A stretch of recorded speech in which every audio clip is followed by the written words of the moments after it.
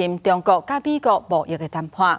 因伫咧瑞士的日内瓦2天的谈判即马结束啊，双方拢讲有重大进展，不过并无公布协议的内容。美国财政部长贝辛德讲，已经有甲中国达成减少美国贸易逆差的协议。也那中国国务院副总理何立峰讲，双方决定建立贸易协商的机制，按算今仔日会发表联合声明。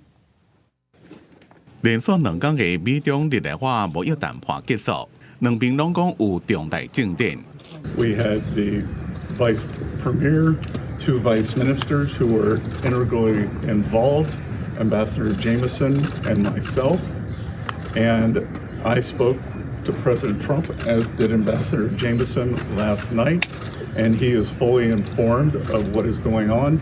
So there will be a complete briefing tomorrow morning. I will turn it over to the ambassador.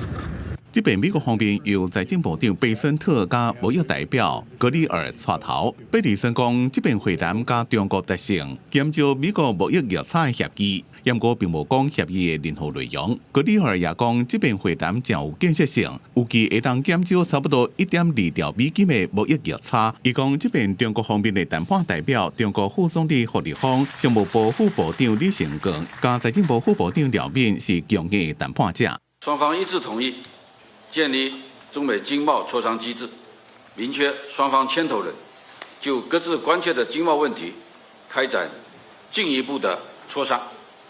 中美双方将尽快敲定有关的细节。